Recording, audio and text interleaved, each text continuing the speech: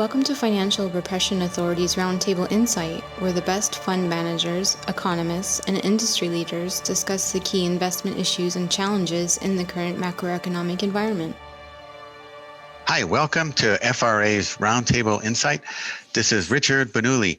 Today we have Charles Hugh Smith. He's author, leading global finance blogger, and America's philosopher, we call him. He's the author of several books on our economy and society, including A Radically Beneficial World, Automation, Technology, and Creating Jobs for All, Resistance, Revolution, Liberation, a Model for Positive Change, Their Nearly Free University in the Emerging Economy, Pathfinding Our Destiny, Preventing the Final Fall of Our Democratic Republic, and Will You Be Richer or Poorer? His blog of2minds.com is one of CNBC's top alternative finance sites. Welcome, Charles. Thank you, Richard. I'm really looking forward to the topic of today. Sure, yeah.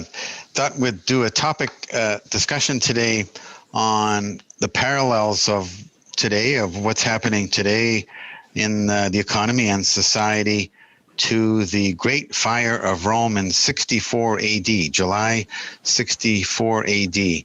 There was a big fire in Rome, and what happened before, what happened after, seems to have many parallels in today's post-COVID environment, and also what happened pre-COVID. So the sort of March timeframe as being the point of the fire. Your initial thoughts?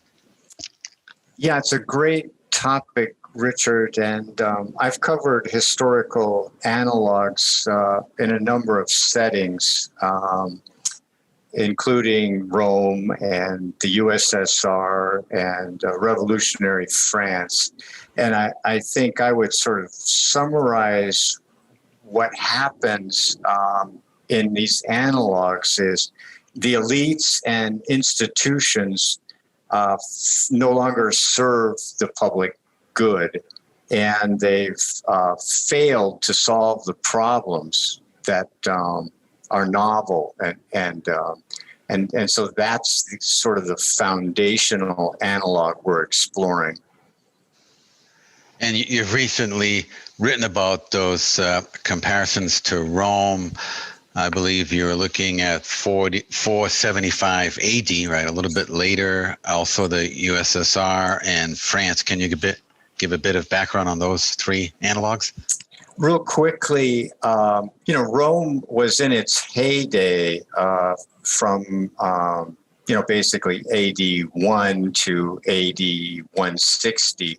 So the analog period that you've chosen is interesting because it's not the end of the empire, the 460s, 470s that I was discussing. So we're talking about an empire at its peak, and yet that doesn't mean that it responded effectively. And I think that's a good analogy to the present day too. You don't have to fail at the end.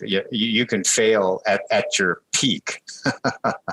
And so I think that's why don't we just move to your outline about the fire in Rome. I think that's a perfect setup. Sure. So yeah, the fire happened in July of 64 AD. And before that time, it was very interesting because there was already massive government debt in the system in the Roman Empire. The emperor at that time, Nero, proposed to the Senate, the Roman Senate, to level a third of Rome to build palaces and projects. This proposal was denied by the Senate. And so today, if we look at in the pre-COVID era, we also have massive government debt, and there have been proposals for various infrastructure projects, initiatives, fiscal stimulus as well. So that's an interesting analogy in terms of what happened before. Your thoughts? Yeah, it's very clear that government finances are a key element of social and economic stability. And so if you can sustain a certain amount of debt when your economy is growing, but if it ceases to expand, then the debt becomes unsustainable. And I think that's part of the analogy that you're going to be drawing here. Mm-hmm. So we have the fire in July of 64 AD, and approximately 2/3, more or less, of Rome is leveled. So it was actually more than 1/3, the initial proposal by Nero. We're not implying here that Nero caused or set the fire in any way. That's been a question of considerable discussion over the years, but we're not here to discuss that. It's not likely because he was in a nearby town several kilometers away. But yeah, we're just looking to make the analogy here of the COVID to the fire. So basically comparing, what has happened on the COVID virus to the fire. So let's explore what happened then as a potential forecast of what could come now, what could happen in the coming months and coming years. As I mentioned, we're not here to explore who or what caused the fire, or, for that matter, who or what caused COVID. Not relevant here. No conspiracy going on. And we're just looking at doing the analogy. What's interesting is in each situation, we do have the government, in that case, the Roman government, taking advantage and opportunity of the situation. Very similar to now, where there's even express wording of using this as an opportunity. So if you look at the World Economic Forum website, there's a section on the Great Reset, where there's mention of using this as an opportunity. Also, other government leaders have mentioned that. So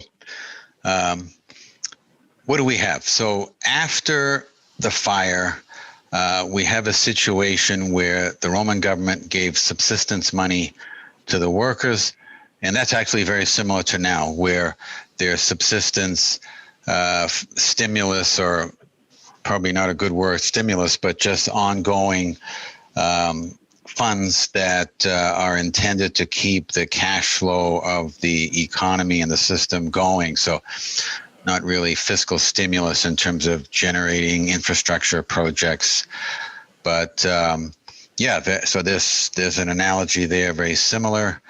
And then after the fire, there's a proposal after 2/3 of Rome has been leveled. Similar to now, you've got massive government projects being proposed through various initiatives, including the World Economic Forum Great Reset, Agenda 2030. There's lots of individual country fiscal stimulus initiatives, the European Recovery Fund. So there's several of that happening. And these projects are somewhat similar to what happened during the Roman Empire, when there was a lot of government projects at that time built on Rome. So palaces, different infrastructure projects, and so now you have this type of situation as well. Also, a similarity was the government then did no cutbacks or budget cuts, very similar to now. No cutbacks or budget cuts happening. So that's so far analogy. Your thoughts so far, Charles? Yeah, and again, I'm commenting on a sort of the general context of Rome in that era.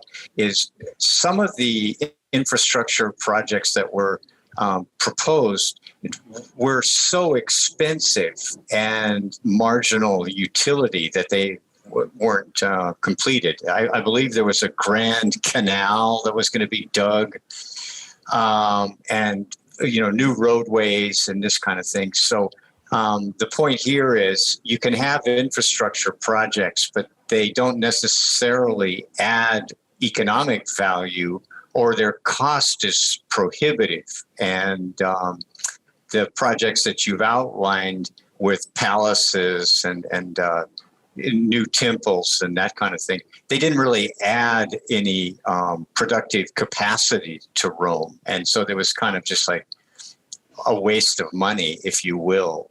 And so taxes go up to fund, projects of marginal utility. And I think that's one of the risks here in the new Green Deal and so on. Mm-hmm. Yeah, that's a great point. We generally take a view in our firm in terms of looking at the principles of the Austrian School of Economics for economic thought and perspective. And it's interesting because the idea there is a strong emphasis on the free market, choosing winners in the economy versus government. Government tends not to be good at picking winners in terms of either companies or industries. The economy is best at that. Similar to, if you think of an analogy with the rainforest, very hard for governments to manage what's happening and all the intricacies of a rainforest, but left to itself, all of the underlying hidden forces, if you will, in the rainforest do the balancing and optimization in a natural sense. So while we do agree very much with all of the UN Sustainable Development Goals, very noble goals, Agenda 2030, the UN Global Impact, initiatives coming from the European Recovery Fund, all very noble.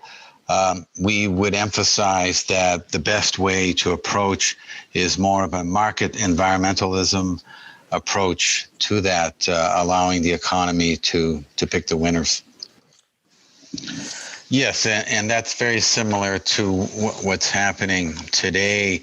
So all of this resulted in a lot of projects, as you mentioned, that were not optimized for the economy or for their use. There was a lot of more control that was happening at that time by government initiatives and projects, very similar to where things are going today. The economy was very negatively affected. What happened then was there was a period after where it led to much higher taxation, which is very likely to happen now. At that time also, there was a debasement of currency, and the way they did it in those days was they chipped off some of the material off of the coins, or they put less silver content, less gold content into the coins, so that overall resulted in a debasement of the currency. Very similar to now, although the mechanism is different in terms of printing large quantities of money, quantitative easing. So that was also very similar. So we had higher taxes, debasement of currency. And then there was also a confiscation of assets at that time. And now that could take the form of in a number of ways. So there's the potential for cryptocurrencies, private-based cryptocurrencies, if governments so choose that they may not allow private-based cryptocurrencies to coexist along government-based cryptocurrencies. Although if they are in conformance with regulations in the financial system and banking system, that might be allowed to be okay. There's also perpetual bonds. So this is a concept where government debt can literally default, but in a way that is not as bad as actually just not paying anything. The idea here is, instead of paying back the principal will no longer be paid. So like if you have $100,000 bond, essentially what would happen is only the interest, the yield on that bond would be paid in perpetuity in a form of an annuity sort of. So that's the concept of perpetual bonds. So that's likely to be considered by governments to address the unsustainable government debt levels. There's also potential changes to rules in RSPs and 401k plans. So this is the concept that overnight a rule can be instituted on these type of government-based plans to force the account holder to hold a certain level of assets, for example, in provincial, state, or federal government bonds. So let's say, maybe 50% of your assets in these plans must be in government bonds, right? To promote at least some demand for government bonds to continue. Your thoughts on these? Yeah, it's interesting to consider that the Roman authorities attempted their own great reset after the fire, right? And I also am thinking of the great pandemic that swept through the empire about 100 years later in about 168, 170 AD. And that is generally considered as the first great crisis that weakened the empire. And so, not to draw too careful in an analogy with COVID, which is not a plague and it's not as deadly as what swept through the empire. The point being that Rome attempted several great resets. Some were more successful than others, but they all carry the risk of weakening the economy and social cohesion. And so I think the things you've described about the post-64 fire, that's the analogy, that the Great Reset isn't really solving the problems. It's actually increasing them because it's doing more of what failed in the sense of creating inflation, increasing centralized control, and squandering scarce resources on marginal utility projects. Mm-hmm, exactly.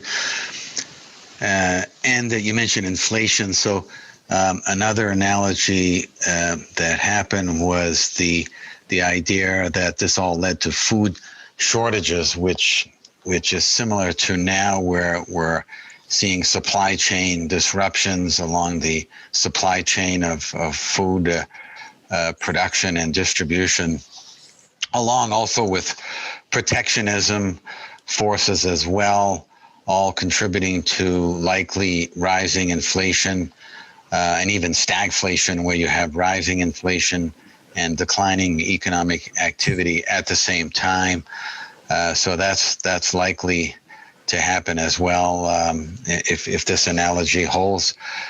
There was also an environment that led to revolts, and this could happen as well. I mean, there's a lot of civil unrest globally at different levels, politically between different parties, as you see in the U.S., and just internationally, a lot of unrest as this unfolds. So there could be potential there. During that time, there was the Jewish-Roman War, 66 to 73, and so that's a potential as well. Your thoughts?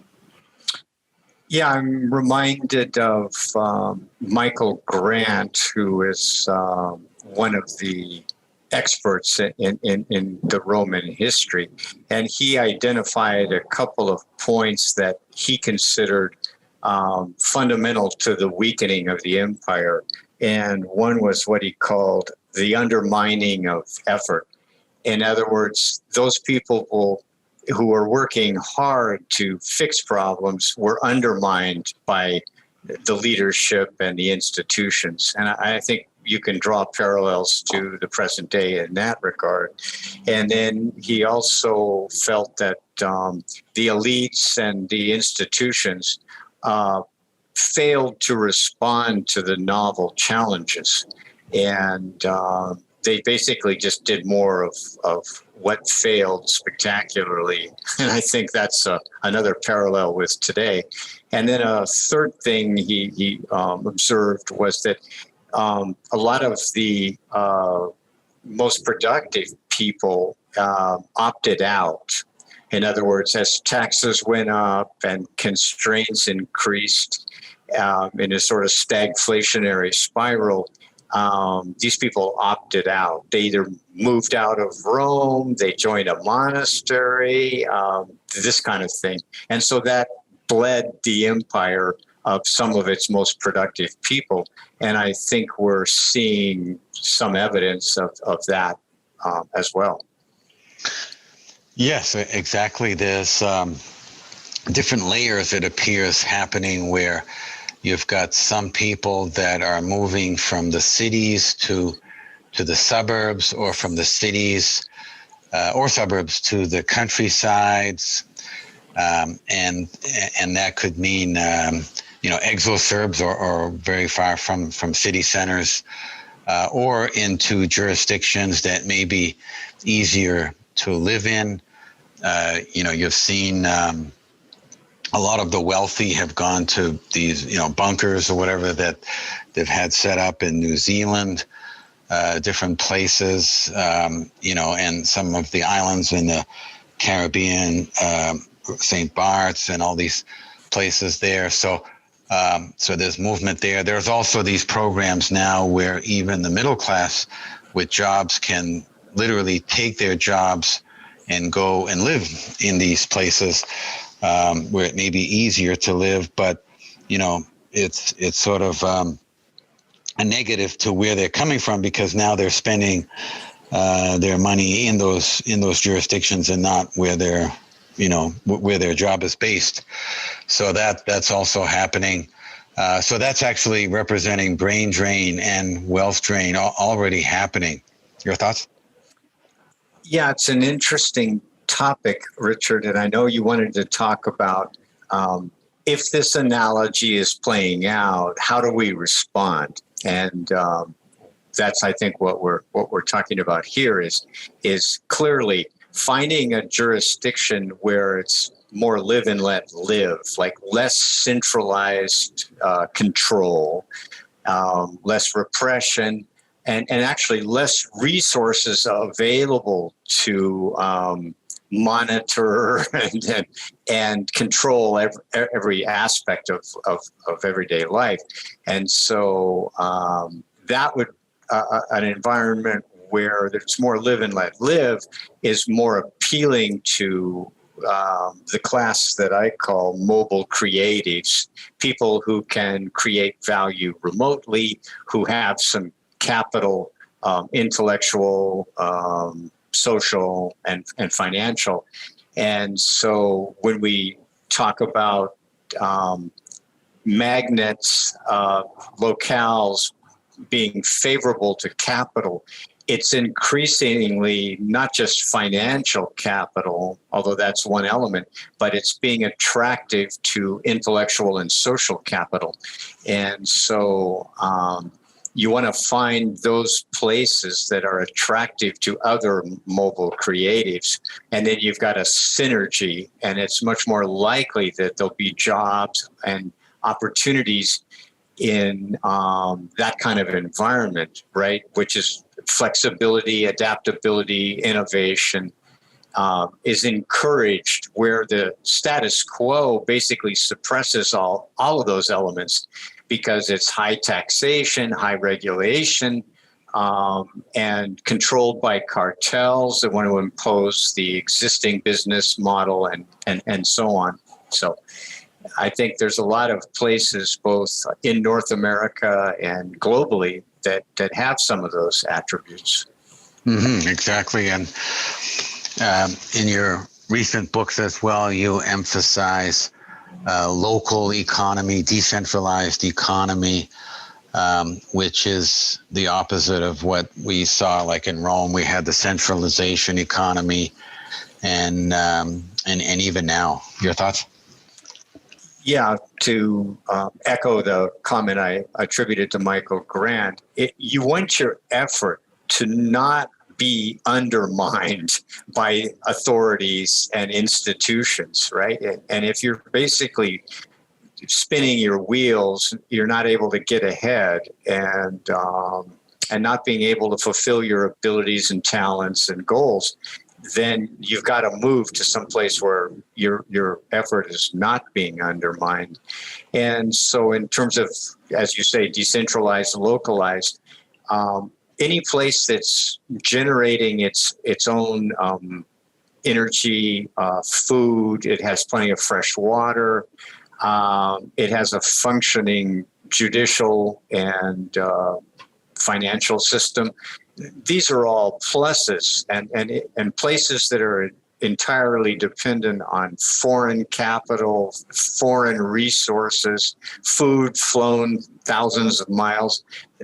This is a very unsustainable and fragile sort of environment. And so you want to choose a place that's anti-fragile as opposed to fragile.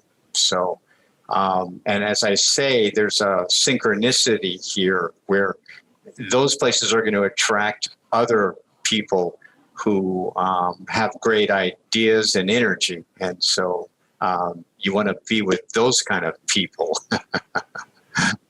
Yeah, exactly. And in terms of overall career aspects, the idea of emphasizing skill sets that are in demand, tradable skills, globally competitive skills, think outside the box, maybe businesses internationally, globally, or in different jurisdictions, and perhaps focused in areas of engineering and infrastructure, civil engineering, environmental systems, right? Because those will be needed as these infrastructure projects are rolled out for emphasizing sustainable development goals, and obviously also in the medical sector, the fintech sector as well, for the fintech, for the online type of systems, banking being disintermediated as it has been happening for several years now in the medical sector because of the challenges with the COVID environment. Your thoughts? Yeah, I think we're entering a period of, it's destabilizing. The old business models are becoming obsolete. And so anybody that has flexibility, adaptability, and sort of a hybrid range of skills, sort of cross discipline, then they're more prepared to solve whatever problems are arising. And of course, what every employer wants is someone who can just solve their problems without a bunch of management and problems. So the more problems you can solve with your cross-disciplinary skill set, the more likely it is that you're going to be creating value for somebody or your community. Exactly. Great. It's been a great, fascinating discussion on this analogy. So we've ended with some positive notes, some positive guidance to be able to weather this storm that's happening. Because if this analogy does bear, there's a lot of these negatives that could come, which was similar to what happened after the 64 AD fire. That's right. And so we have an opportunity to let go of what's obsolete and embrace, better, more sustainable, more efficient, more decentralized models of governance, entrepreneurship, and stewardship of the planet. Well, great. Thanks very much, Charles. How can our listeners learn more about your work? Yeah, please visit me at of2minds.com, and you can download free chapters of all my recent books. Great. Thank you very much. The FRA Roundtable Insight Show is for informational and educational purposes only and should not be considered as a solicitation or offer to purchase or sell any securities. The investments, investment strategies, and investment philosophies discussed or presented on the show each involve their own unique risk factors which are not discussed on the show. Any discussions among the panel participants or responses to listener inquiries are based on the personal opinions of the panel participants and do not take into consideration the listener's suitability, objectives, or risk tolerance. Please be advised that you invest or speculate at your own risk.